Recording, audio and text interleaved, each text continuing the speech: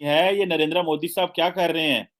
वो पता चल रहा है कि वो जनाब आपका वो रिसर्च वाले लोग हैं, जो मिसाइल टेक्नोलॉजी संभालने वाले लोग हैं, वो जो है वो मिसाइल छोड़ देते हैं और वो कहते हैं हमसे गलती हो गई है। और वो उन्होंने इंग्लिश में भी प्रेस रिलीज जारी की है, उर्दू में भी प्रेस रिलीज जारी की है ताकि पाकिस्तानियों को पता चले। लेकिन एक व्यू ये है कि ये जान के किया गया है, ये सिर्फ पाकिस्तान की कैपेबिलिटी चेक करने के लिए, कैपेसिटी चेक करने के लिए ये किया गया है। अनआर्म्ड मिसाइल था।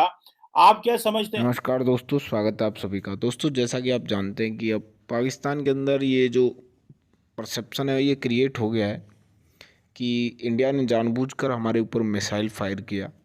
और चलिए अब इन्हीं की बात को सेकंड करते हैं और इन्हीं की बात को मानते हुए ये बात कर लेते हैं कि अगर चलिए जानबूझकर भी किया तो तुम क्या उखाड़ लोगे, बताओ। तुम्हारी औकात क्या है ये नहीं पता इनको। भिखारी भूखे नंगे, इनके लोग भूखे मर रहे हैं, इनकी मतलब पता नहीं क्या क्या हो रहा है। ठीक है। और इनका प्रधानमंत्री वो जाने वाला है, 4 दिन का मेहमान है।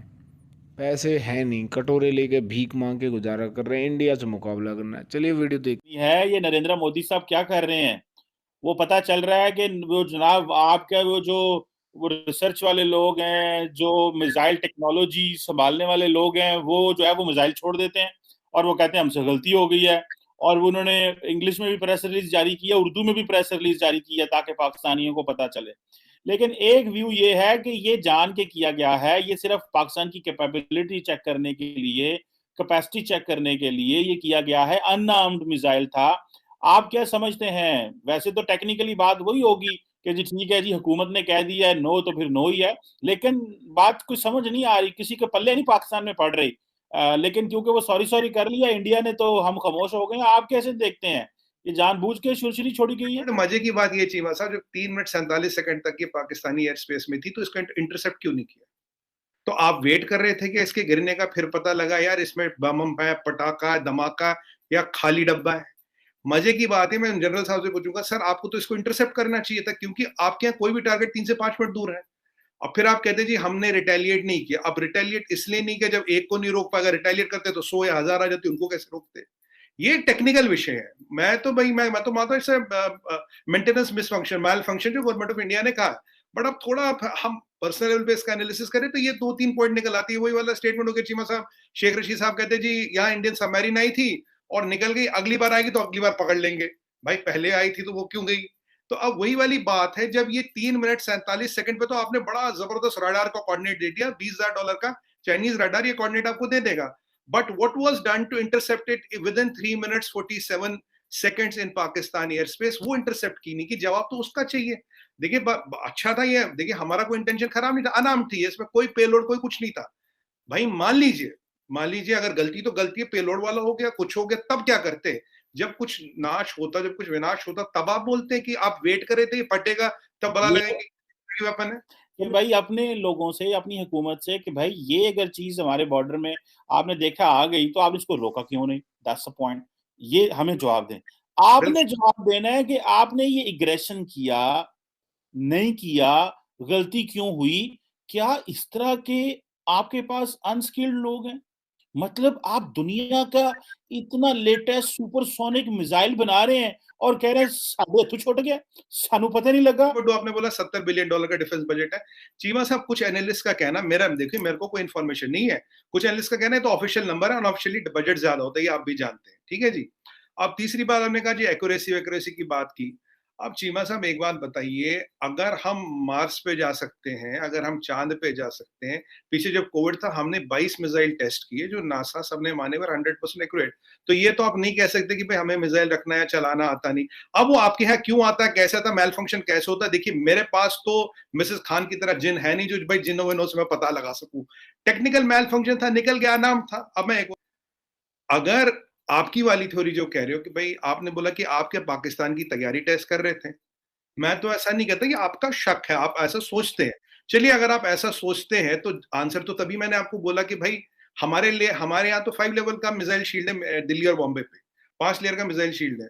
तो आपके यहाँ मिसाइल शील्ड है नहीं है, वो चलता है नहीं चलता, क्या करता? और अगर हम चांद पे जा सकते हैं, अगर हम मार्स पे जा सकते हैं, अगर हम 22 मिसाइलों का टेक्स्ट कर सकते, अगर हमारे पास मैक्स 7 का इंटरसेप्शन वाला मिसाइल है, तो ये खैर कहना तो बात नहीं हो कि हमसे मिसाइल रखती ही नहीं जाती, छूटी नहीं जाती। अगर छूटी नहीं जाती तो बरी हुई होती ना सर, खाली नहीं होती ना फिर।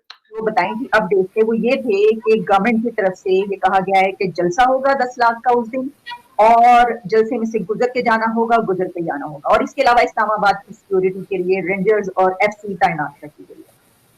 इस सूरत हाल में जो अपोजिशन है वो अपने लिए इसको थ्रेट महसूस कर रही थी, और हम देख रहे थे कि अपोजिशन के पास ज्यादा इस वक्त वोट नजर आ रहे हैं, और लग रहा है कि जो मूव है वो कामयाब हो जाएगी प्राइम मिनिस्टर के खिलाफ। अब हुआ ये है कि अभी कुछ ही देर गुजरी थी तो आप जानते हैं जैसा कि एक डिनर था जिसमें कि शहबाज शरीफ साहब ने डिनर पे तमाम जो अपोजिशन है उसको बुलाया हुआ था, उसमें एक ज्वाइंट डिक्लेरेशन आया, और उस डिक्लेरेशन में ये कहा गया कि एक तो ये कि जो हुकूमत है वो आर्टिकल 6 की मुजरिम बन रही है, वो हमें खुलेआम धमकियां दे रही है, और इसके जवाब में फिर हमने देखा कि मौलाना फजलुर रहमान ने अब ये कहा है कि डंडे का जवाब डंडे से और पत्थर का जवाब पत्थर से दिया जाएगा। और एक नई डेवलपमेंट ये कि मौलाना फजलुर रहमान ने पूरे पाकिस्तान से अपने कारकुनों को बुला लिया, कॉल कर लिए, अपने वर्कर्स को कॉल दे दिए कि वो इस्लामाबाद की तरफ पहुंचेंगे, और उसके बाद वो वहां पे 23 मार्च को जलसा करेंगे, फिर वहां पर वो धरना देंगे। और इससे हमें ये लग रहा है कि जो हुकूमत ने जलसा करना था और रोकने की कोशिश थी, अब उनके कारकुन उसको रोकेंगे। तो आप इस तसादुम को किस तरफ जाते हुए देखते हैं? ये क्या बहुत बड़ा कुछ एक ऐसा कन्फ्रंटेशन वहां पे होगी कि हम देखेंगे कि पूरी दुनिया ही देख रही होगी वहां पे जो हो रहा होगा? एक तो ये कि जिसमें जब फवाद चौधरी साहब ने जो जाते खुद बड़ा ब्रिंकमैनशिप, थोड़ा सा एडवेंचरिज्म, थोड़ा लाउड स्टेटमेंट के आदमी हैं, जब उन्होंने ये कहा ना कि वोट देने वालों को हमारे मजमा से होके जाना पड़ेगा और वोट दे के भी आएंगे तो उससे गुजरेंगे, clear cut threat of violence. वो अव्वल तो इस जलसे की को कन्वीन करना ही नामुनासिब है। ये फैसला 10 लाख लोगों ने नहीं करना, किसी मौत ने नहीं करना। ये मुंतखब जो 342 जिनकी इस वक्त मौजूदा तादाद 341 है, उन्होंने करना है। मेरे ख्याल में अगर PDM stays with this decision of calling people to Islamabad, they will be playing in the hands of government. क्योंकि हंगामा जो है इस स्टेज पे वो हुकूमत के हक में जाता है। अपोजिशन को अपना जो उनका दस्तूरी तरीकाकार है उस तक खुद को महदूद करना चाहिए। अगर वो जलसा भी करना चाहती हैं जलसा करें, कोई बात नहीं, घरों को जाएं। मौलाना के बारे में मैं आपसे अर्ज कर दूं कि उनका बहुत एहतराम है। उनकी 1981 से 80 में उनके वालिद का इंतकाल हुआ 14 अक्टूबर को, तो उनकी इस मुल्क में बड़ी तवील सियासी चीजें दर। उसके बावजूद उनमें एक शाही लॉक पाया जाता है। वो मौलाना इस वक्त पाकिस्तान के मजहबी रहनुमाओं में से वाहिद हैं who can lay a claim to parliamentary power and state power।